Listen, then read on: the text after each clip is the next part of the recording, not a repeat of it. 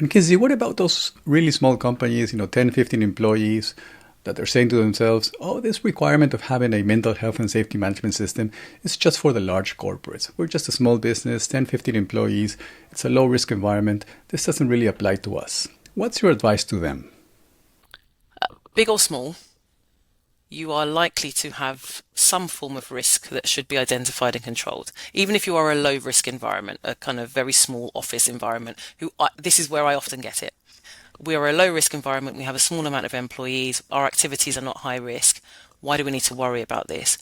Whether you are a large corporation or you are a kind of small, on the smaller side of the SMEs, you still need to assess risks to the people you are employing, to the people that work with you, to the people who carry out your activities. It's still an obligation, that needs to be performed by the company. What I would say on top of that is actually SMEs are probably more at risk than the larger corporations. Many of the large organizations that I deal with have got in-house resource. They have got a health and safety team. They have got expertise within, the makeup of the organization, or they've got very good relationships with third parties who can best support them. And they can afford that as well. SMEs, on the other hand, very often don't have in-house resource and are reliant on either third-party support that they've had to, I don't know, seek out good value for these third-party consultants, or they have nothing at all and they deal with it within kind of the current employment structure. Why that's an issue is because the HSE in particular are alive to that.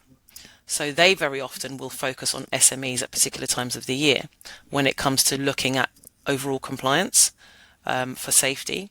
So SMEs are on the radar in particular for whether or not they are consistently compliant with the overarching act and the associated regulations, including considerations of mental health, well-being and stress when it comes to the performance of your business activities and the way in which you look after your employees and non-employees.